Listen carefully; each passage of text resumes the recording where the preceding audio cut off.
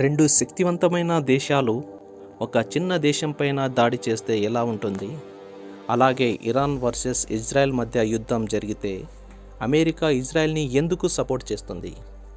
ప్రపంచంలో చాలా దేశాలు ఇజ్రాయెల్కి ఎందుకు సపోర్ట్ చేస్తున్నాయి? ఇరాన్కి ఎందుకు దూరం పెడుతున్నాయి?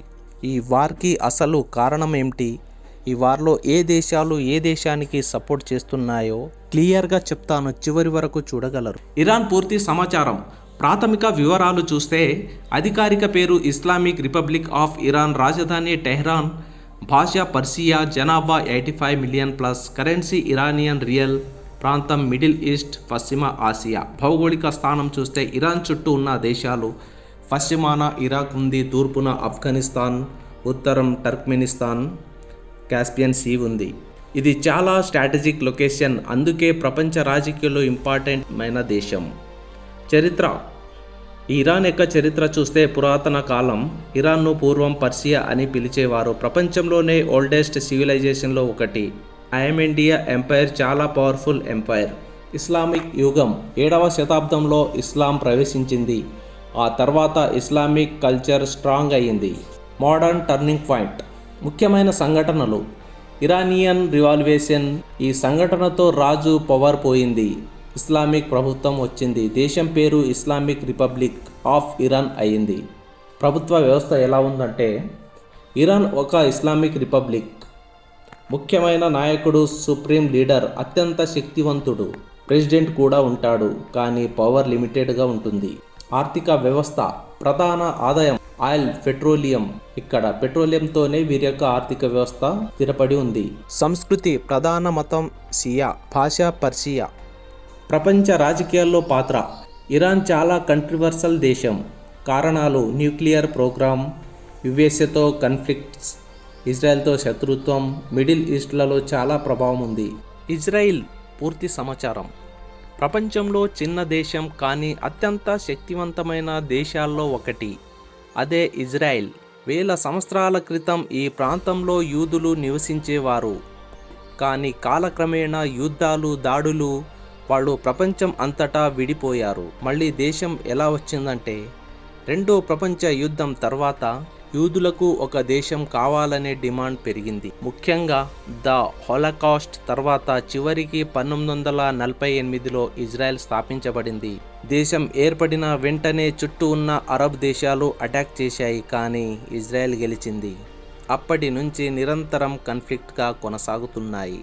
టెక్నాలజీ అండ్ పవర్ పరంగా చిన్న దేశం అయిన Israel advanced technology and strong military intelligence agencies world famous, అందుకే పవర్ఫుల్ నేషన్గా మారింది. ఇరాన్తో శత్రుత్వం ఎందుకు? ఇరాన్ వర్సెస్ ఇజ్రాయెల్ కారణం రాజకీయాలు, మతం, న్యూక్లియర్ ఫియర్. డైరెక్ట్ వార్ లేదు, కానీ ఇండైరెక్ట్ ఫైట్స్ జరుగుతూనే ఉంటాయి. ప్రస్తుతం ఇజ్రాయెల్ పరిస్థితి ఎప్పుడూ అలర్ట్లోనే ఉంటుంది.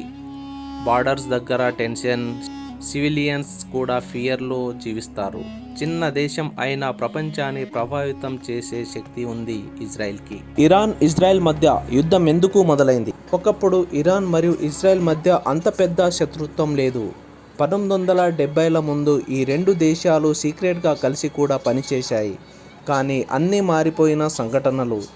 ఇరానియన్ రివాల్యూషన్ తర్వాత ఏమైందంటే 1979లో ఇరాన్లో రివాల్యూషన్ జరిగింది. కొత్త ప్రభుత్వం వచ్చింది. ఆ ప్రభుత్వం స్పష్టంగా చెప్పింది మాకు ఇజ్రాయెల్ శత్రువు అని. అప్పటి నుంచి డైరెక్ట్ ఎనిమీ రిలేషన్ మొదలైంది. అంటే ఇక్కడ ఇజ్రాయెల్కి ఎందుకు భయం? ఇజ్రాయెల్కి ఒక పెద్ద భయం ఉంది. ఇరాన్ న్యూక్లియర్ బాంబ్ తయారు చేస్తే ఈ కారణంగా sanction, cyber attack, secret operation జరుగుతాయి. మనకు ఎప్పుడైనా హాని ఉందని అది కూడా ఇరాన్ను శత్రువుగా భావిస్తుంది. ఇరాన్పై యుద్ధం ఎందుకోసం? అసలు అది ఎవరి ఉన్మత్తమైన మౌలిక ప్రశ్న ఎదురవుతుంది. ట్రంప్ రెండోసారి అధ్యక్ష పగ్గాలు చేపట్టాక ఇజ్రాయెల్ ప్రధాని బెంజమిన్ నెతన్యాహు 6 సార్లు వాషింగ్టన్ సందర్శించారు. ఆ సమయంలో ఇరాన్లో నాయకత్వాన్ని మార్చాలన్న తన ఎజెండాను అమలు చేసేందుకు ట్రంప్ను ఆయన ఒప్పించి ఉంటారన్నది బహిరంగ రహస్యమే. ఎందుకంటే ఇరాన్లో అధికార మార్పిడి తన 40 ఏళ్ల కళ అని నెతన్యాహు ఎప్పటి నుంచో చెబుతున్నారు. గతంలో గాజాలో హమాస్, లెబనాన్లో హెజ్బుల్లా, ఇప్పుడు ఇరాన్ తనను సవాలు చేసే ఎవరినైనా తుడిచిపెట్టేసే ప్రాంతీయంగా ఆధిపత్య శక్తిగా ఎదగాలని ఇజ్రాయెల్ భావిస్తోంది. నెతన్యాహు వికృత క్రీడ. ట్రంప్ విషయానికొస్తే ఆయన యుద్ధ లక్ష్యం ఏ రోజుకారోజు మారిపోతుంది. ఒకరోజు ఇరాన్లో అధికార మార్పిడి జరగాలంటారు, మరో రోజు టెహ్రాన్ నుంచి అణుముప్పును పూర్తిగా నిర్మూలించడమే ధ్యేయమని చెబుతారు. ఇంకోసారి అంటారు అమెరికా మిత్ర రాజ్యాలపై దాడి చేయకుండా ఇరాన్ను ముందుగానే నిలువరించడానికి ఇదంతా చేస్తున్నట్టు ప్రకటిస్తారు. దశాబ్దాలుగా అమెరికా మోపిన ఆంక్షలతో ఇరాన్ సతమవుతుంది. అది వెన్నుదన్నుగా నిలిచిన హమాస్, హెజ్బొల్లాల శక్తి క్షీణించింది. ఇలాంటి పరిస్థితుల్లో కేవలం మాటల దాడి చేయడం తప్ప అమెరికాకు నిజంగా ముప్పు కలిగించే స్థితిలో ఇరాన్ లేదు. పైగా అది అణ్వాయుధాలు తయారు చేస్తున్న దాఖలాలేవీ లేవని అంతర్జాతీయ అణుశక్తి సంస్థ డైరెక్టర్ జనరల్ రఫాయెల్ మారియోన్ ఇటీవల వెల్లడించారు. దీన్ని బట్టి చూస్తే అమెరికా వాదనలో పస లేదని అర్థమవుతుంది. గతంలో ఇరాక్పై దండయాత్రకు దిగడానికి ముందు ప్రమాదకరమైన ఆయుధాలున్నాయన్న ఆరోపణలే చేశారు. ఒక దేశంగా ఆవిర్భవించింది మొదలు ఇరుగు పొరుగు దేశాలు ఇతర ముఠాల నుంచి ఎదురయ్యే ముప్పులను కాచుకోవడంపై ఇజ్రాయెల్ ప్రధానంగా దృష్టి సారించింది. ఈ క్రమంలో ఇంటెలిజెన్స్, సైనిక, సాంకేతికల పరంగా అది గణనీయమైన పురోగతిని సాధించింది. ఏళ్లుగా వెస్ట్ బ్యాంక్, గాజాల్లో విరుచుకుపడుతూ తన సామర్థ్యాల్లో టెల్ అవీవ్ మరింత రాటుదేలింది. కానీ తన పౌరులకు శాంతియుత జీవనాన్ని అందించడం, పొరుగు దేశాల్లో ప్రశాంత వాతావరణం నెలకొల్పాలన్న అసలు లక్ష్యాన్ని అది సాధించిందా అన్నది కీలకమైన ప్రశ్న. తన ఉనికిని పూర్తిగా తుడిచిపెట్టే సొంత సత్తా టెహ్రాన్కు లేదన్న సంగతి ఇజ్రాయెల్కు బాగా తెలుసు. అధికారాన్ని పటిష్టం చేసుకోవాలని పరితపిస్తున్న నెతన్యాహు అమెరికా భుజాలపై ఎక్కి నేడు ఇరాన్పై యుద్ధం చేస్తున్నారు.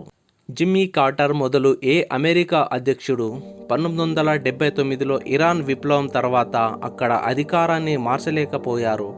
ట్రంప్లోని అహంకారాన్ని రెచ్చగొట్టడంలో నెతన్యాహు విజయం సాధించారు. స్పష్టత కరువు, యుద్ధానికి స్పష్టత లేదు. ఇరాన్ ఒక ముష్కర దేశమని ట్రంప్ అంటున్నారు. నిజం చెప్పాలంటే ఆ మాటలకు పాకిస్తాన్ అచ్చుగుద్దినట్టు సరిపోతుంది.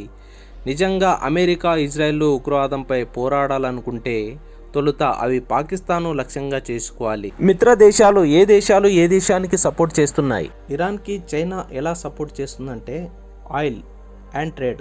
ఇరాన్ నుంచి చైనా పెద్ద మొత్తంలో ఆయిల్ కొనుగోలు చేస్తుంది.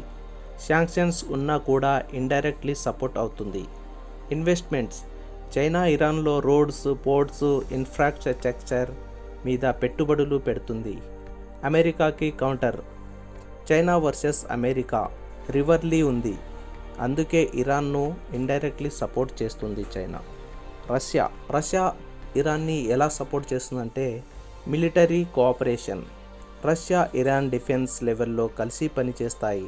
వెపన్స్, డ్రోన్స్ షేరింగ్ వంటి రిపోర్ట్స్ ఉన్నాయి. సిరియాలో అలయన్స్. సిరియాలో ఇద్దరు సేమ్ సైడ్లో ఉన్నారు. యుఎస్కి అపోజ్ చేయడం. రష్యా కూడా అమెరికాకు ఆపోజిట్ సైడ్. అందుకే ఇరాన్కు దగ్గరగా ఉంటుంది. కానీ ఒక important point, China and Russia డైరెక్ట్గా యుద్ధంలోకి దూకవు. ఎందుకంటే అది పెద్ద వరల్డ్ వార్ అవుతుంది. అదేవిధంగా ఇజ్రాయెల్కి ఎవరెవరు సపోర్ట్ ఇస్తారు?